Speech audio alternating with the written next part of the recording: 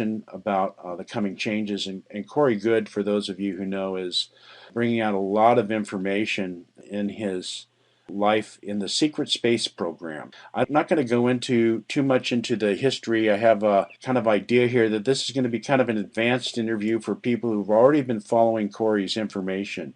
For those of you who haven't watched all the Gaia TV episodes, I strongly recommend you do so. These contain a lot of information.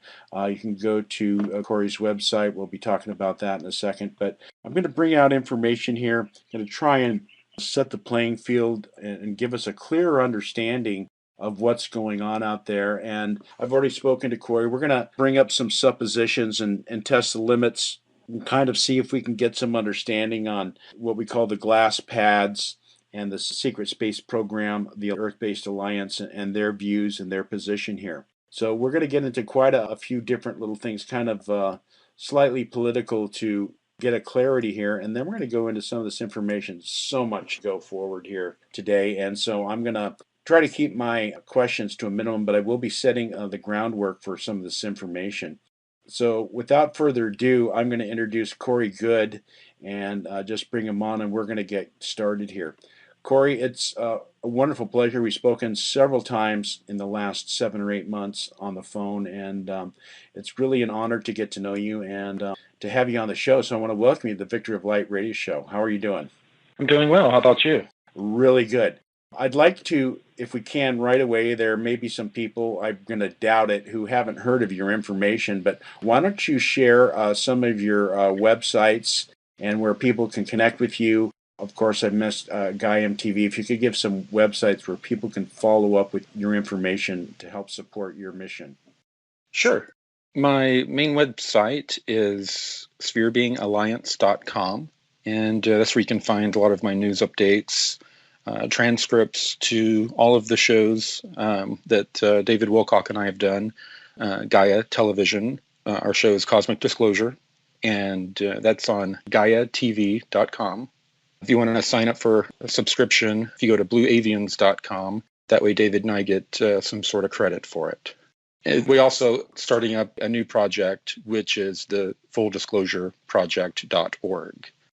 That's good. I want to just move forward into the interview here. Folks, for those of you, I'm going to give a very brief history here. Corey Goode was part of a unique, talented group of children that was researched and chosen by the government to become what is known as an intuitive empath, and he became part of a secret space program, which really, absolutely, folks, reads like the most outrageous, crazy sci-fi television show that the average person can look at this material and just roll their eyes and just call this a bunch of junk and a bunch of made-up stuff and disinformation and a lot of stuff that people cannot just wrap their heads around it. I've been having experiences, folks, since 1970s, and it's been a long time, and I've been expecting this type of disclosure and information to come out. I've spoken many years ago about when the secret space program military guys come out. It's going to make the average contactee look like a choir boy, and that's what's happening here. We're getting tremendous amounts of information in regards to the history of the current Earth civilization's development and technology and the line that it's followed. Corey has gone into outer space, worked for 20 years, come back, and then actually been physically regressed to a youth again and lived many years with these memories and eventually has been able to come out and share this information with the public. There's a unique situation in that we could call them the good guys of the American or the world's space, I guess mostly American secret space program, probably the most advanced secret space program that we know of, have decided to have broken some of their control mechanisms, and I guess we could call it programming, and have decided to come out against their masters in the international space conglomerate and to reveal information. So they had their own ideas. They're kind of militarily oriented, and they have their own liaison, a gentleman named Gonzalez, which you can read about.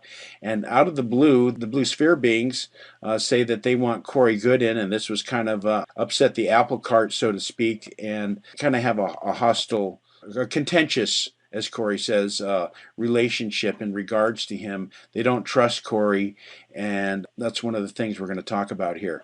But Corey, when I look at you being chosen here, it seems almost like the perfect choice because you are not involved with the secret space program. There's no necessary alliances there. You're not treated really well by them. And it seems as though you're a more of an impartial observer. And this is allowing the general public to get a direct, let's call it a bird's eye view on the situation. I think it's pretty clear, when you were going to go up the Dracos and all the things that they wanted to do with you in one of those meetings, that if you look at it, I was looking at it and go, even if they did something to Corey, God forbid, and you're protected, and they didn't. But the point is someone else could take your place. I'm sure there's another intuitive empath or a backup plan that could do this. So you were really just like a camera. And I think they realize that now. And there's anything that they want to do, they can just replace the camera. And there's no agenda here. So I'd like you to, if you could, to start off with a thanks and a gratitude from the world for your coming forward with this information. I'd like you to talk about your first meeting with the Blue Sphere Alliance. If you could tell me if they had more personal interaction with you than when you first talked. If you could talk about the first meeting and their kind of mission statement for you as it was. Yeah, my first meetings were definitely all more of a personal, spiritual nature, information that I still want to keep personal, but also were starting to prepare me for things that were coming down the pipe. And so I don't know exactly what you're looking for, but I mean, it was personal stuff, things that, I needed to do to grow, things that I wasn't doing at the time because, I was stubborn. I wasn't getting on a high vibratory diet. I wasn't spending as much time in meditation as I should. And, they were trying to get me, in a more high vibratory state. And, in the beginning, I was resistant, I guess, maybe on a subconscious level. I wasn't just saying, oh, okay, well, I'll do that then.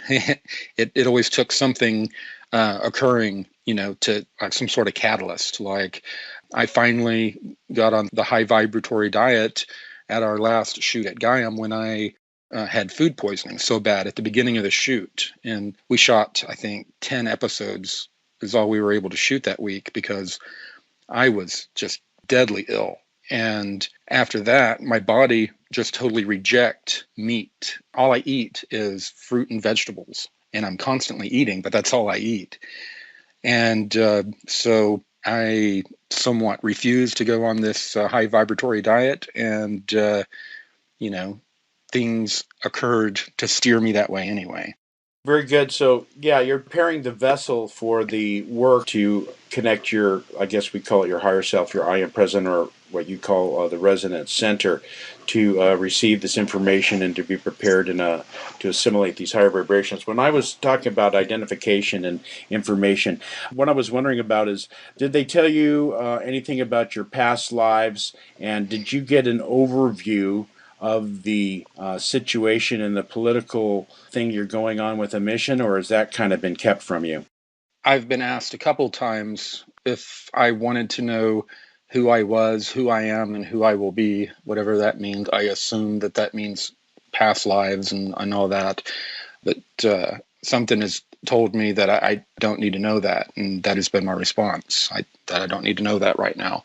Well, okay, I understand that. You don't need to know that as far as your past, but I meant kind of like in your relationship to them and that kind of thing. The other thing I'm wondering about is did you speak about philosophy and kind of vetting them for what is their belief and their agenda and what is the information that they wish to convey through you to the world? These are not conversations like I'm having with you right now. It's taken a while for me to learn the way they communicate is so cryptic. They're so big about not violating free will. And they provide information. And when I tell David, when I would communicate with David Wilcock after a briefing, he would say that, that's how they communicate things in the Law of One. And I'd be like, okay, I have no idea why, but it's, it's a bit frustrating, and, and it's just the way, these higher density beings are. We try to overlay our third, fourth density way of thinking on top of them. And that's just not going to fly. These beings are on a totally different wavelength, literally. And they're basically talking down or coming down to communicate with us. And this nonverbal communication does not occur linear form like a sentence or a conversation would. The communication occurs in images and smells and tastes and all the different sensory input types that you can think of. Right, so it's a full kind of telepathic communication where you get a lot of information, and at this point in time, the details, it's kind of open-ended for you. I do have a question because a lot of the contactees and even the scientific contactees that I've spoken with who are working with probably in the Super Confederation Alliance of 40 world seem to indicate a very kind of a spiritual inner orientation, which you have brought out in your interviews, but it hasn't been really like at the forefront. And I think that's because obviously we don't want to get people wrapped up into religion and polarization. We want this information to come out. And yet there is, I guess we could call it the law of one or a spiritual orientation. What I would postulate when it comes to God, and I'm going to go to the Wendell Stevens book with the I Arguing group that kind of look like a ape, but they postulate that there's basic axioms for understanding God. Like people go, is it God or is it evolution? And I would say that God created evolution. And when I say God, I do not need an anthropomorphic being, a guy on a throne. I'm talking about a divine intelligence that knows the beginning from the end and has a plan for souls and certain laws of the universe. We could call it the law of one or whatever. And their axioms are this, that something cannot come from nothing. So we are something, therefore we came from something. That something would be called the creator. The alternate paradoxical axiom is that that source that's created us had to come from something. So there's really no empirical, logical, dualistic mind way of saying that there is a God, and yet it's kind of like if it's just a materialistic, random, materialistic universe, it leaves it quite cold, and they assure us that this is not the case, that there is a reason and a purpose, and that the power of love is the binding force of the universe and is fact the nature of all creation. We could call it the divine intelligence, source, creator. I don't want to pop anyone's boat in religion, but can you talk about your understanding, or if they've mentioned to you anything about the creator or the positive, looking at the glass as half full through faith as opposed to demanding rational explanations for everything? Well, most of what's been communicated to me is basically their beliefs. Most of their beliefs go back to something of a oneness, that there is an intelligent resonant field, and this resonant field creates a geometric pattern that is the basis of matter, that creates matter. And then this matter is intelligently manipulated within the different fields and torsion fields that have consciousness, that's a part of this resonant conscious resonant field. And that they call that we all call the creative source, or that David Wilcock called the source field in his book. There are many names for it. Right, all names would belong to this, and anything that we could use with our mind would limit the infinite mind of this source field. I'm not uncomfortable with the word creator. I have another question for you. We had spoke previously privately, and you had mentioned that part of your implant removal process was to invoke the name of Jesus Christ. And when you had spoken about this to Ratier, you stated that he bowed and acknowledged you. And I'm wondering, was this kind of did you get a sense like this was, yeah, whatever, dude, bow, or was it kind of like, yes, we acknowledge that source of information? They acknowledged that source of power. Thank you. These were, you said implants, and I guess that could be terminology, but these were entity attachments. Right. Okay. Entity Yeah. attachments. Yeah, I was going to talk about that a little bit in the future. I want to talk a little bit about the term breakaway. Now, according to one of my friends who's passed over, Dr. Frank Stranges, who was working with one of a gentleman named Commander Valiant Thor. He claims to have gone to Venus with him, as well as to some inner Earth positive civilizations. And he had mentioned in the Mayans and some of the civilizations, some of the ones that healed you that now moved to the Pleiades. The word breakaway kind of sounds like competition and someone moving on. It seemed to me from the explanation that was given to me for this group was that they had reached a level of community and Bifurcation is more accurate. They just kind of split off, split away. right. Well, at that point in the world, they weren't that much in communication with other parts of the world, and there wasn't a one world order kind of thing. They just basically bifurcated. They decided their predilection was to move beyond the inner earth and to go elsewhere. So there are other groups, you would agree, that are not necessarily along the lines and agenda of the secret space program, international conglomerate, that are separate from us, but are not necessarily hostile to us or breaking away in that sense, correct? That are a part of our current era? That brings us to another question, but let me just say the question would be, you would agree that there's other, in the history of our Earth, there have been groups of people from the surface that have basically either moved in the inner Earth or off the planet. Absolutely. Okay. Yes. Our recent breakaway civilization thing that has occurred, it is not a phenomenon that has occurred for the first time on this planet. There have been other civilizations that developed to a certain point, and then, of course, the priesthood who guard the knowledge and the science, and were also the science class, guarded this information and kept it. And them and the elites, just like us and our elites, kept that information and segmented themselves away from their general population.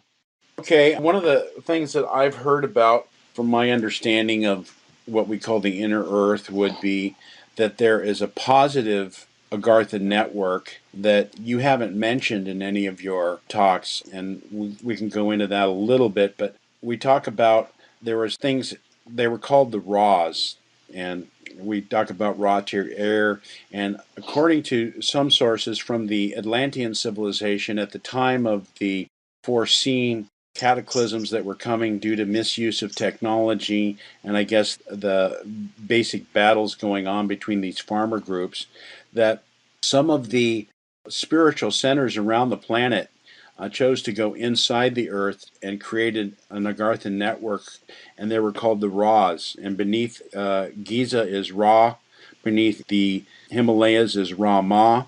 There was beneath the Bermuda Triangle called Ra Yolo. There's another civilization called Posidid.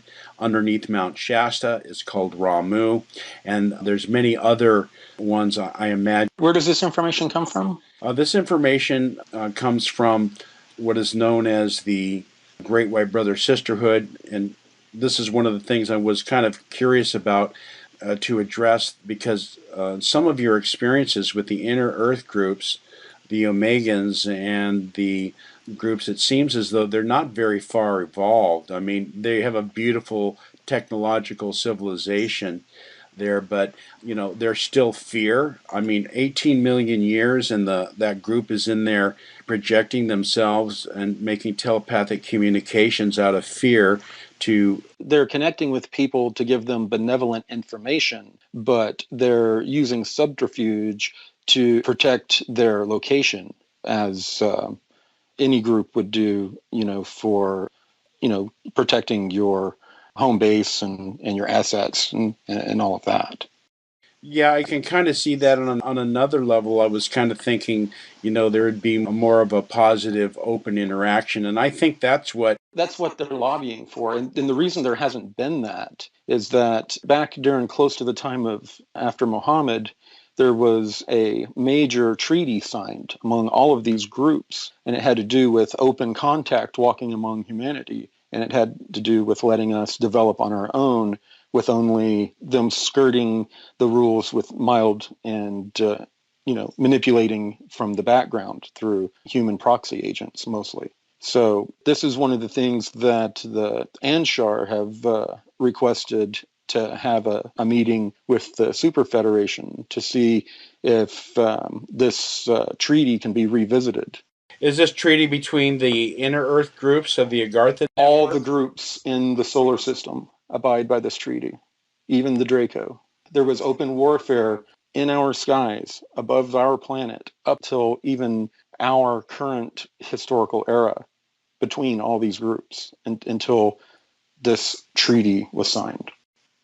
Okay. I guess that leads me to another question here. So they've all had this treaty, which I call the quarantine, and it's based on to keep things so there's not battles in the skies, but there still are. So obviously not only that, but not allowing them to be seen and walk among us, to allow us to develop our society without direct physical interaction and manipulation by them, even though, as always, it seems in all these cosmic treaties and rules, there's little ways in the background for the benevolence and others to circumvent parts of the treaties.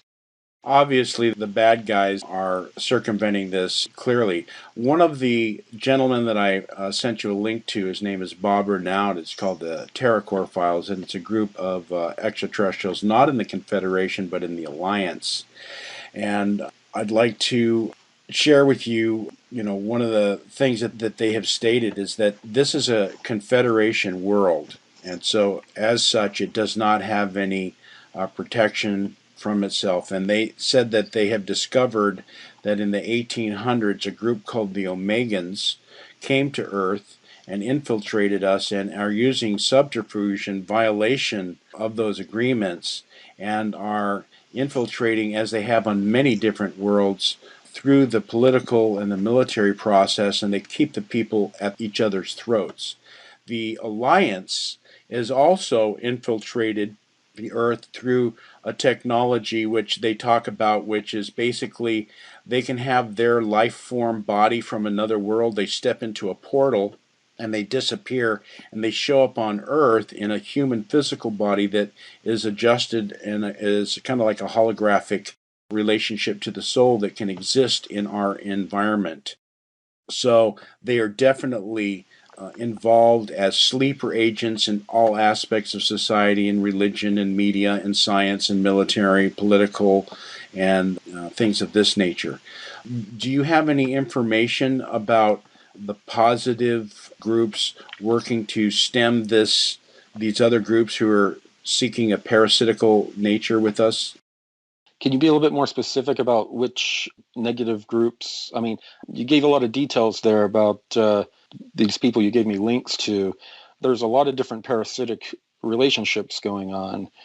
And, on the etheric level and even on the physical level on relationships every day, with that people have in their lives or parasitic relationships. Right. Well, I'm talking more specifically about an intentioned world that's coming here to infiltrate this planet, to use its resources, and to subjugate the people through a New World Order type of technology. I'm talking about the reptilians, the Greys, and some of these human groups even, which I would say were like some people call them the Omegans or the Calrans, and these groups generally don't like to work together, but according to this gentleman, some of them are forced to work together, like the enemy of my enemy is my friend, so to speak. So he talks about these different groups that are actually, we would call them down here from our perspective, the forces of light. And it seems as though the raw to your ear is viewing the same thing, kind of like there's been a lot of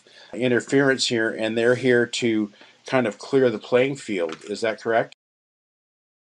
Yes, they have stated that their main purpose has been to basically interact with the humanity's co-creative mass consciousness in a symbiotic way, work directly with that mass consciousness to help it determine its path and future outcome.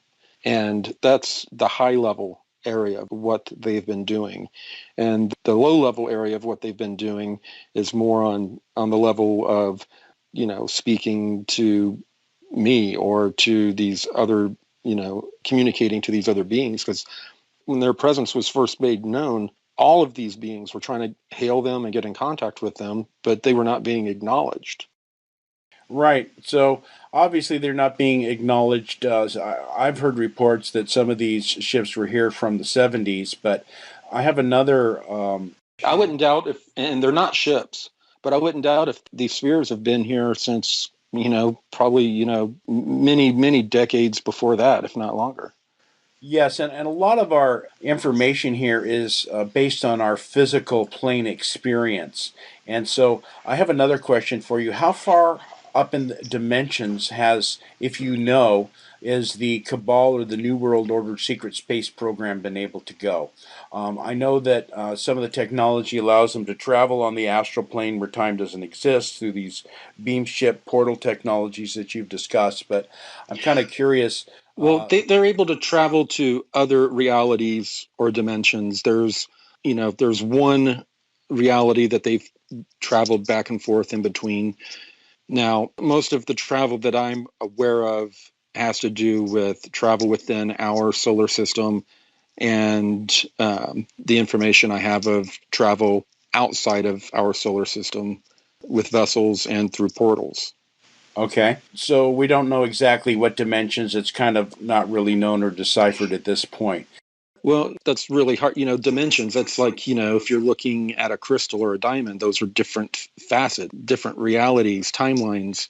Dimensions and densities are not the same thing. So there's a lot of confusion out there. People, talking about they're going to go to another dimension or another density. These other density beings, their consciousness and their molecules are they're vibrating. Their frequency is vibrating at a higher frequency than ours, and they're higher vibratory beings. And I've physically touched and interacted with them, and they have the ability, as they get higher and higher frequency, to just change themselves into complete energy and portal, for lack of a better word, or teleport wherever they like. They just change the frequency of their consciousness to the frequency of the location they want to be, and they shift to that location.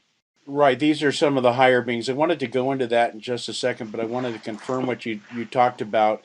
The spaceships, the beam ship technology has cameras above and below at the bottom of the ship. And as you said, they have the star pathways are mapped out.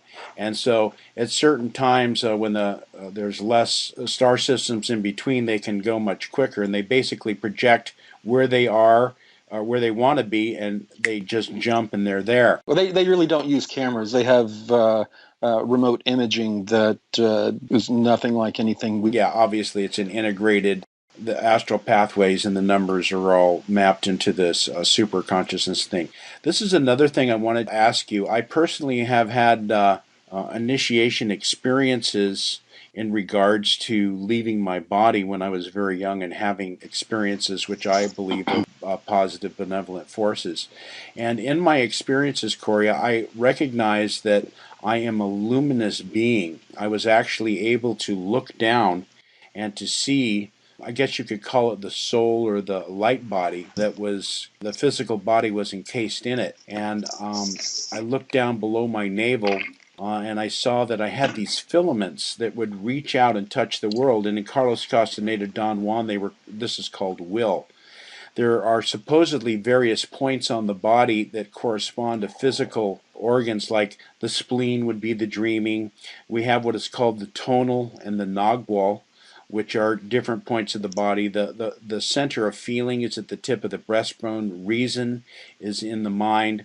And I actually experienced that on my luminous body, there's a position called death. And it was to my left, as it was stated, and I actually could reach out and touch it. It was like a yellowish field. And when I touched it and acknowledged it, it kind of filled me with a higher light vibratory energy. And I'm wondering, in the secret space program or in your contacts with the Blue Sphere Alliance, if you had any experiences of this nature, understanding the luminous self and how it is different than the physical body, and what that type of information and knowledge you might share with us.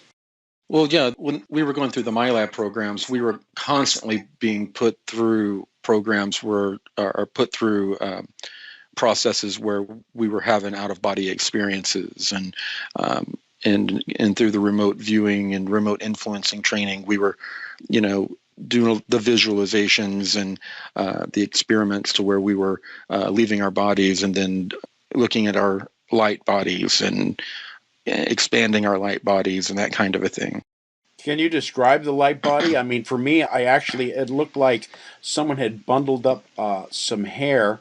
There were luminous filaments, almost hairy like a spider's leg, and they were within my body, and it was a very, kind of like a separate reality type of thing. Did you? With us, we were told to picture it this way, so I guess it was some sort of front-loaded into my way of perceiving it. But it appears as a bright energy field with different color and size orbs floating around. And we would then float around inside the light body and visit orbs and visit the orbs for information.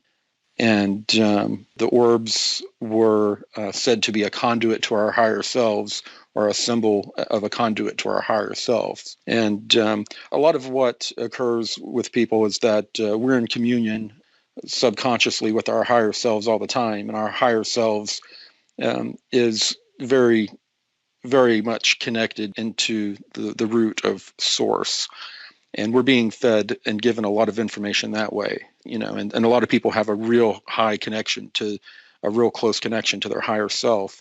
And our higher self and our conscious self will take information from our higher self and present it to us in different ways. So sometimes we'll perceive some mystical or spiritual experiences, and it is a mystical and a spiritual experience between you and your higher self receiving some very advanced information.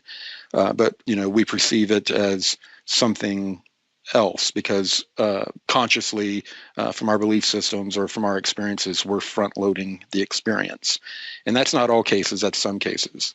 Very good. That seems like filtering it through the programming. And I wanted to offer for you that we are, as David Wilcock says, this toroid, this fractal of light. When looked from the top, it's a toroid. If you look from the front, the anode and the cathode of the human light electromagnetic vehicle, the anode and the cathode of the brain and the base of the spine, that you look like a butterfly. One of the shaman's explanations is that from our resonance center, that we are projecting an assemblage point on our luminous self that we perceive things from. And in some of the ancient mythology and technology, that I guess part of our problem is that we have these programs and belief systems that allow us to only experience the omniverse from one assemblage point and one perspective. It becomes a lens. We see everything through that lens. New information comes out and we pull out our accumulated experiences and belief systems out of our pocket and dust it off, shine it up on our shirt real quick and hold that lens up to the new information, which is some would call incoming light. And then that light is refracted through that lens of our experiences and belief systems. Right, and they said that a man of knowledge or who follows the path with heart must be more fluid in his understanding, where reason is not a despotic guard but should be a broad-minded guardian to more higher dimensional, be able to receive the multidimensional information that's coming in from different levels. Yes, and that and self-doubt. Wisdom and self-doubt go hand in hand, because once you feel like you've got everything locked up, you've closed yourself off to any further growing. A wise person may think, we may sit there and think we have things all figured out, but we're wise enough to listen to other information and to keep our reality bubbles permeable for new information. But, then again, we're running it through our filter of our experiences and belief systems. Right. I wanted to talk about that filter of the lower personality vehicle, which is the physical body, and to state that some of these hostile groups, like the Dracos, that have an advanced awareness of this light body, that they have, as I understand, there are, if you've ever heard of the Enneagram, or there are 9 points. You're the giver. They have different psycho spiritual terms for the type of personality. And according to these light beings, that we have these what are called fixations, which are these filters and beliefs that we've held that have become very rigid, and there's 9 of them. And the ancient Hindu scriptures have a mythology of Kali, this girl holding a skull, and she's got 9 skulls and a knife, and that it looks like a deadly evil thing, but it represents the cutting of the attachments to these viewpoints to allow us to hear more from our resonant center. So there are these fixations. So I'm wondering, it seems like the secret space program and all of these guys, everything that they're doing is geared along the lines of the black monks for control and power.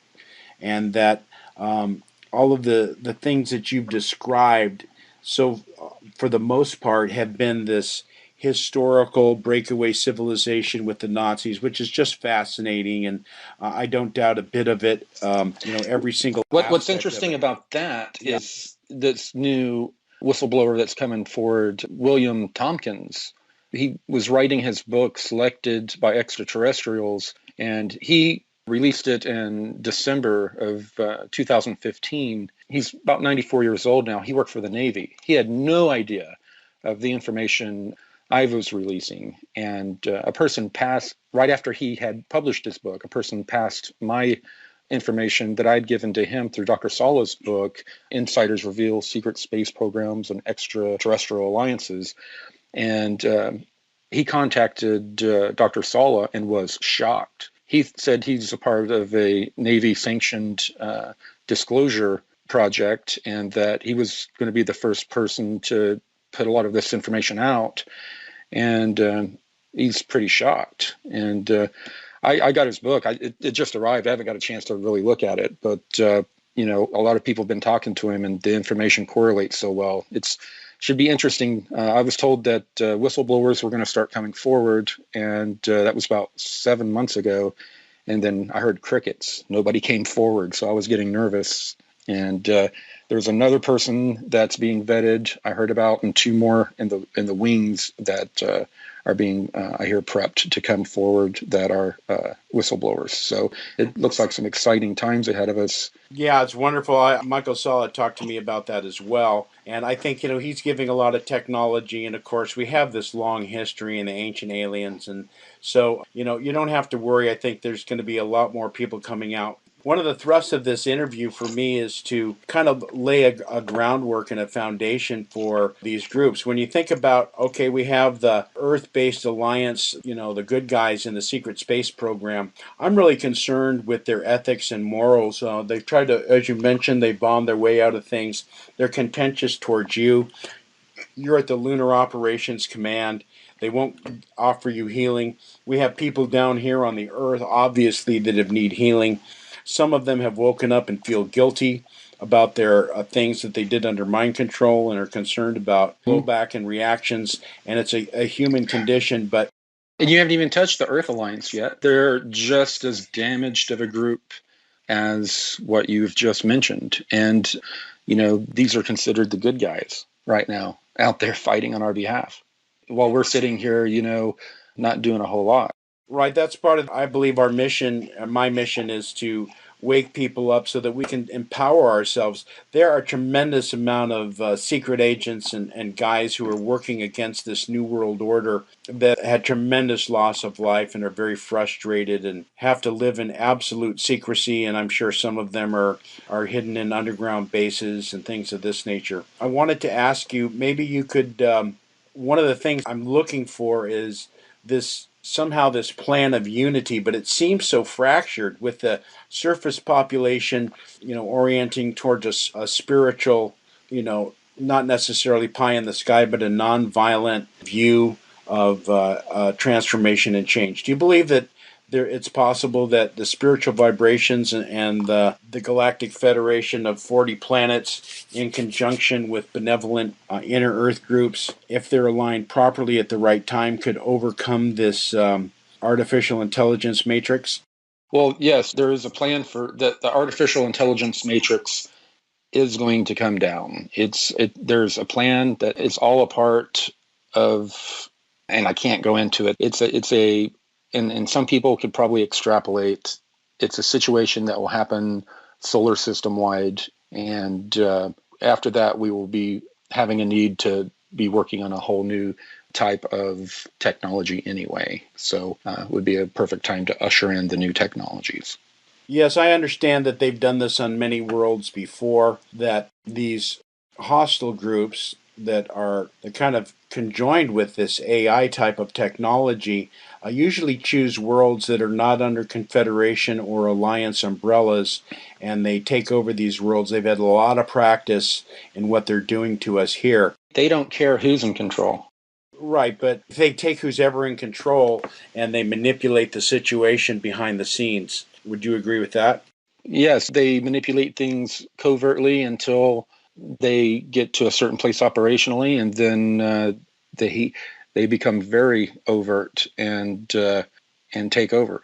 But yes, the this AI presence permeates everywhere, and it's an issue that all groups have to deal with, and only very few groups have totally eradicated the problem from their area at all by finding a way to, completely dampen their signal altogether from coming in to their region of space. Yes, I think this is one reason for the quarantine, and one reason that I was told by the benevolence that they're are very concerned. In this text that I've sent you, TerraCore Files, Bob Renaud, you can look that up, folks, TerraKor. You can read the history.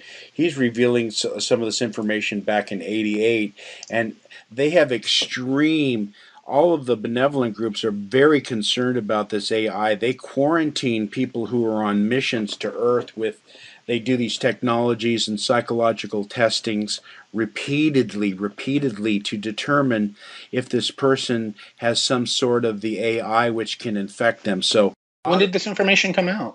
This came out in 1988. Wow.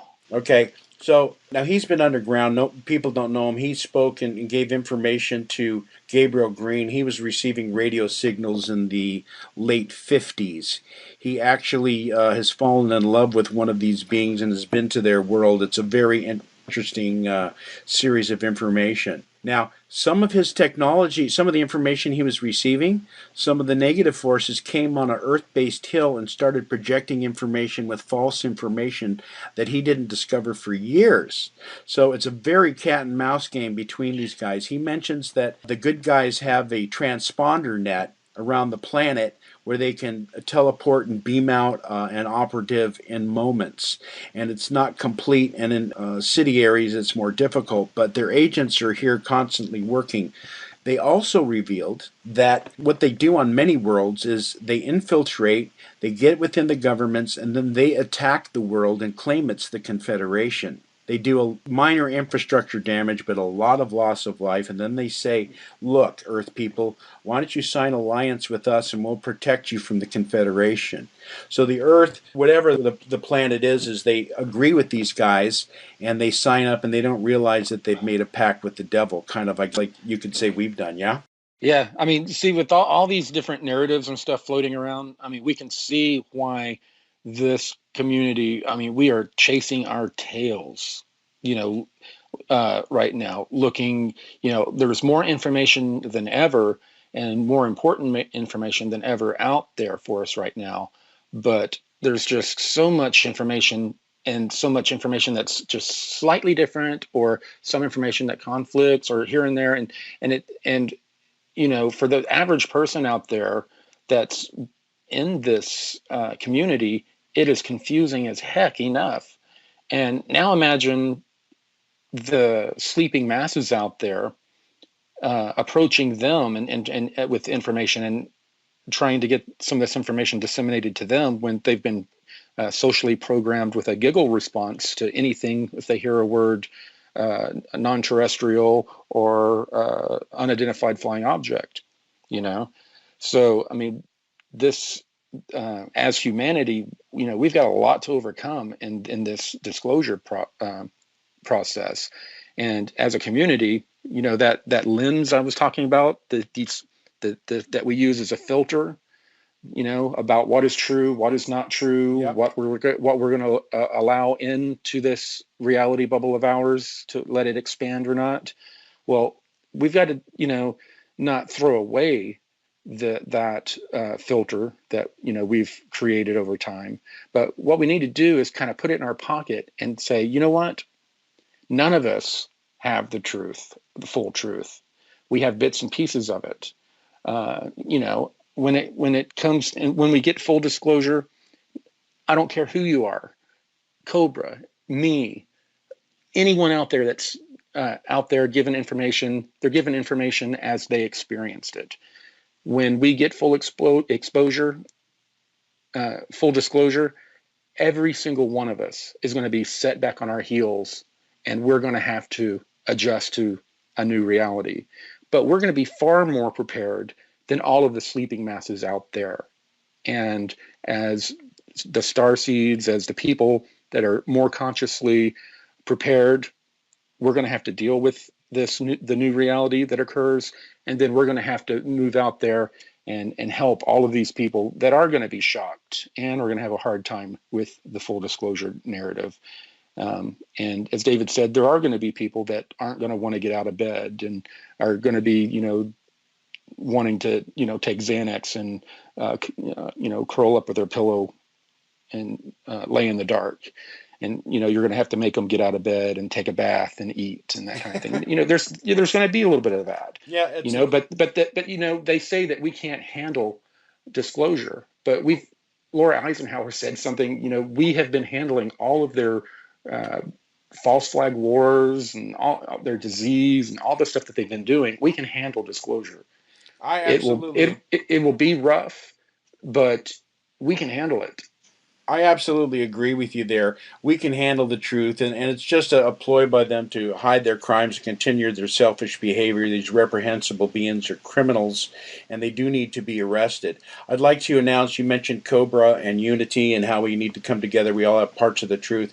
Ladies and gentlemen, I can confirm now that Corey has agreed we will be sending a joint Cobra interview sometime later. I have one more thing I'd like to address here and have a question for you because I've watched your interviews very carefully, and you talked about the artificial intelligence infecting a computer and it lies nascent within a planet and it touches. It seems as though this artificial intelligence which exists in the internet would infect everyone, and you kind of make it seem like you don't get infected, that it's harder to get. It seems like every single person on the planet is infected to me, and that's Cobra. Some of Cobra's information is about the scalar plasma field technology of how this artificial intelligence acts in a parasitic relationship to the luminous body that we talked about. So clear for me, you kind of made it sound like you can go on board and they can see that you're not infected. Yeah. How does someone know if they're infected or not if they don't have this technology? And it seems like, how can not everyone be infected now with the way that the internet and the smartphones and everyone's touching this technology? Obviously, they're infecting everyone. Or does the infection come and go? Exactly. Everyone is potentially compromised, but it's in a state of totally, traveling around, and it's very dynamic. Now, if you happen to be a person, if it evaluates you and you're of no operational use to it, then it's not, going to waste time on you. Yeah, the programs. You're eating weaponized food. You're sucking in the chemtrails. You're smoking cigarettes. You're in the system big time. And the signal does lock in with your bioneural field, the biology of your body, your neurological system, puts off an electromagnetic field. And within that field is where this signal hosts itself. And there is equipment not available to us that can read your field.